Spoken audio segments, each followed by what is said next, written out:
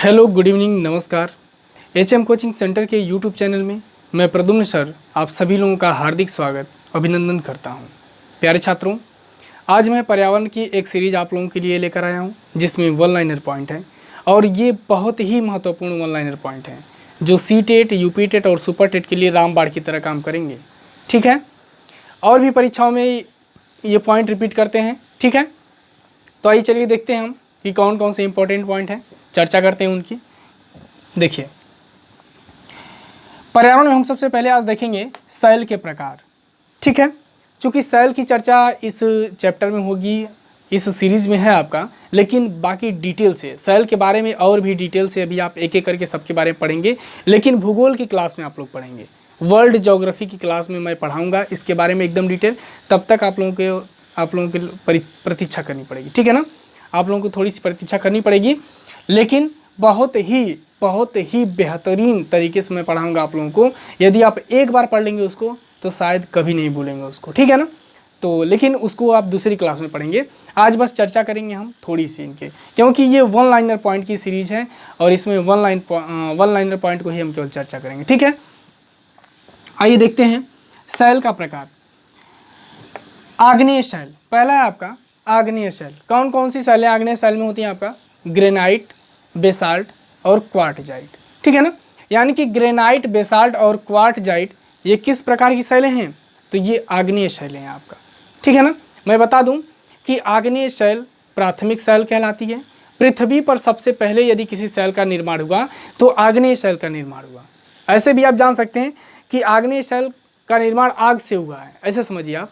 क्योंकि जब पृथ्वी से मैग्मा निकलता है, वो मैग्मा बाहर निकल के जब फैल जाता है पृथ्वी के धरातल पे, तो उसके जमने से जिस चट्टान का निर्माण होता है उसे हम आग्नेय चट्टान कहते हैं। ठीक है, ये प्राथमिक चट्टान कहलाती है क्योंकि पृथ्वी पर सबसे पहले इसकी उत्पत्ति हुई आपका। ठीक है ना, इसका निर्माण हुआ सबसे पहले आपका। ठीक है, तो चलिए अगला शैल है आपका अवसादी शैल। अवसादी शैल जैसा नाम है आपका वैसा ही सब कुछ है, वैसा इसका परिभाषा भी हम सोच लेंगे तो बन जाएगी। जैसे अवसादी शैल का निर्माण आपका अवसादों से मिलकर हुआ है। ठीक है, तो अवसादी शैल में कौन कौन से आपके चट्टान आते हैं? बलुआ पत्थर हो जाएगा आपका, अवसादी शैल में हो जाएगा। चूना पत्थर, कोयला, पीट, लिग्नाइट और लोयस, ये किस प्रकार की शैल में आते हैं? ये अवसादी शैल में आते हैं आपका। ठीक है, आप इनको याद कर लीजिएगा। ठीक है ना, और याद ही नहीं, एक अच्छी सी नोट बना लीजिए जिस पे आप इनको नोट कर लीजिएगा जितने भी पॉइंट हैं, क्योंकि आप नोट कर लेंगे तो आपके लिए एक कहेंगे कि एक मैटर की तरह अवेलेबल हो जाएगा आपके पास, एक धन हो जाएगा, ऐसे मानिए बस। ठीक है ना, तो इसको आप लोग नोट कर लीजिएगा और एक पतली सी कॉपी बना लीजिए पर्यावरण के लिए, जिस पर जितने भी मैं पॉइंट्स प्रोवाइड कराता हूँ, जितने भी मेरी सीरीज है, सबके पॉइंट्स को आप लोग नोट कर लीजिए। ठीक है ना, जिससे आप लोगों के लिए बड़ी सरलता होगी तैयारी करने के लिए।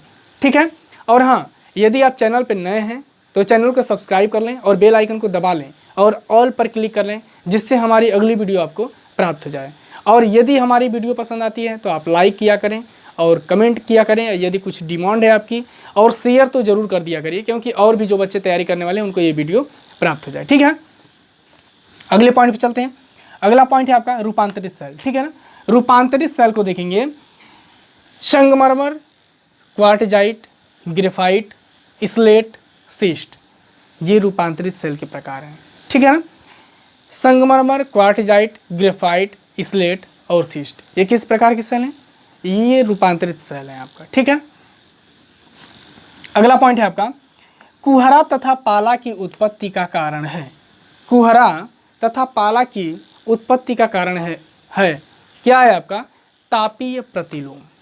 तापीय प्रतिलोम का मतलब है कि धरातल से हम जब ऊपर की तरफ जाते हैं तो तापमान में कमी होती है। ठीक है ना, उसी को हम लोग क्या कहते हैं? तापीय प्रतिलोम कहते हैं आपका। ठीक है, अगला पॉइंट है इसमें पृथ्वी पर पवन संचरण का कारण है। पृथ्वी पर पवन संचरण का कारण क्या है, यानी कि हवा का बहने का कारण क्या है, यही पूछ रहा है ये। ठीक है, तो इसका कारण है आपका वायु दाब प्रवणता। अब आपके दिमाग में प्रश्न उठेगा कि वायु दाब प्रवणता किससे कहते हैं? तो ध्यान दीजिए, किन्हीं दो स्थानों के बीच, ठीक है ना, किन्हीं दो स्थानों के बीच में जो वायु दाब में अंतर होता है उसी को हम वायु दाब प्रवणता कहते हैं। और उसी वायुदाब अंतर के कारण जो है आपका ये पवन जो है संचरण बन पाता है आपका, ठीक है ना। तो चलिए अगले पॉइंट चलते हैं। अगला पॉइंट है आपका, ध्रुवों के पास 6 महीने का दिन तथा 6 महीने की रात होती है। यानी कि ध्रुवों पर 6 महीने की दिन होती है और क्या होती है, 6 महीने की रात होती है। प्रश्न बनता है यहाँ से कि पृथ्वी पर वह कौन सा स्थान है जहाँ पर 6 महीने की दिन और 6 महीने की रात होती है, ठीक है ना। तो प्यारे छात्रों, ये ध्रुवों के बारे में आप जानेंगे विश्व के भूगोल में, जब अक्षांश और देशांतर को पढ़ाएंगे तब, ठीक है ना। तब तक थोड़ा सा आपको प्रतीक्षा करना पड़ेगा, ठीक है ना। उसके लिए सॉरी, लेकिन भूगोल की क्लास में आप इसे पढ़ लेंगे यदि एक बार तो कभी नहीं भूलेंगे आप, लेकिन थोड़ा सा बस वेट करना पड़ेगा आपको, ठीक है ना। और ध्रुवों पर 6 महीने की दिन होती है और 6 महीने क्या होती है आपका, रात होती है आपका, ठीक है ना। चलिए अगले पॉइंट चलते हैं। महासागर की औसत लवणता होती है, महासागर की औसत लवणता होती है, कितना प्रतिशत होती है आपका, तो ये होती है आपका 35%। कितना आपका, 35%, ठीक है। अगला पॉइंट है आपका, महासागर की लवणता का प्रमुख कारण है। क्या कारक है आपका, महासागर की लवणता का कारक है, क्या है आपका, तो सोडियम क्लोराइड है। सोडियम क्लोराइड महासागर की लवणता का सबसे प्रमुख कारण है आपका, ठीक है। अगला पॉइंट है आपका, संसार की सर्वाधिक लवणता वाली झील है। संसार की सर्वाधिक लवणता वाली झील कौन सी है, तो ये है आपका वान झील। कहाँ पे है, टर्की में है आपका, ठीक है ना। यानी कि वान झील संसार की सर्वाधिक लवणता वाली झील है आपका, ठीक है। चलिए अगला पॉइंट है आपका, सागर तली में रहने वाले जीवों को कहते हैं। बहुत महत्वपूर्ण पॉइंट है ये आपका, कि सागर की तली में जो रहने वाले जीव हैं उनको हम लोग क्या कहते हैं, तो उन्हें हम बेंथस कहते हैं। क्या कहते हैं, बेंथस कहते हैं। प्यारे छात्रों, एक बार मैं फिर बता रहा हूँ कि ये जितने भी पॉइंट है ना, इसे आप नोट कर लीजिएगा, क्योंकि मैं बहुत चुन करके इन पॉइंटों को लाया हूँ। ये बहुत ही इंपॉर्टेंट पॉइंट है, ठीक है ना। अगला पॉइंट है आपका, सामान्यतः सागरीय जल के सतह का औसत तापमान होता है। पूछ रहा है कि सागरीय जल के सतह का, ठीक है ना, तापमान क्या होता है आपका, तो ये है आपका 26 डिग्री सेंटीग्रेड होता है आपका। फ़ारेनहाइट में पूछेगा तो 80 डिग्री फ़ारेनहाइट होता है आपका, ठीक है। अगला पॉइंट बहुत महत्वपूर्ण पॉइंट है ये आपका, देखिए, कैलिफोर्निया, क्यूराइल, कनारी एवं लेब्राडोर ये किस प्रकार की जलधाराएं हैं, तो ये आपका ठंडी जलधाराएं हैं। कैसी हैं आपका, ठंडी जलधाराएं, ठीक है। यहीं दूसरा है आपका एल नीनो, पूर्वी ऑस्ट्रेलिया, क्यूरोसियो, फ्लोरिडा एवं गल्फ स्ट्रीम ये किस प्रकार की जलधाराएं हैं, तो ये आपका गर्म जलधाराएं। कैसी हैं आपका, गर्म जलधाराएं, ठीक है ना। और ये दोनों पॉइंट काफ़ी महत्वपूर्ण है, मोस्ट इंपॉर्टेंट पॉइंट है और कठिन भी हैं ये, इसलिए इन्हें आप रोज़ रोज़ याद करिएगा जिससे ये याद हो जाए आपको, ठीक है।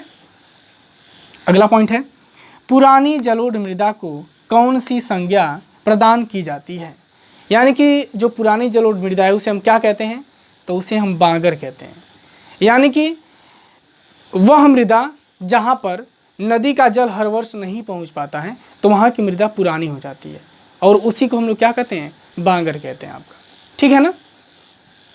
अगला है, नवीन जलोढ़ मृदा को कौन सी संज्ञा प्रदान की जाती है, तो नवीन जलोढ़ मृदा को हम लोग क्या कहते हैं, खादर कहते हैं, ठीक है ना। सॉरी, ध्यान दीजिएगा, नवीन जलोढ़ मृदा को कौन सी संज्ञा प्रदान की जाती है, तो इसे हम लोग खादर कहते हैं। यानी कि वह भूमि, वह मृदा जहाँ पे नदियों का जल हर वर्ष पहुँच जाता है उसे हम क्या कहते हैं, खादर कहते हैं, ठीक है ना। सॉरी, चलिए, तो ये दो पॉइंट बहुत महत्वपूर्ण है आपका, कि पुरानी जलोढ़ मृदा को क्या कहते हैं, तो बांगर कहते हैं, और नवीन जलोढ़ मृदा को क्या कहते हैं, खादर कहते हैं, ठीक है ना। तो छात्रों, ये रहा पर्यावरण का महत्वपूर्ण पॉइंट आप लोगों के लिए, ठीक है। और मैं फिर एक बार आप लोगों को बताना चाहूँगा कि यदि आप चैनल पर नए हैं तो चैनल को सब्सक्राइब कर लें और बेल आइकन को दबा लें, जिससे हमारी और भी वीडियो आपको प्राप्त हो सके, ठीक है ना। और एक आप लोग नोट जरूर बना लीजिए पर्यावरण की, ठीक है ना, जिस पे सारे पॉइंट आप लोग नोट कर लीजिएगा, ठीक है। तो चलिए, इसी के साथ मैं आप लोगों से विदा ले रहा हूँ और आज की क्लास बस यहीं तक। धन्यवाद।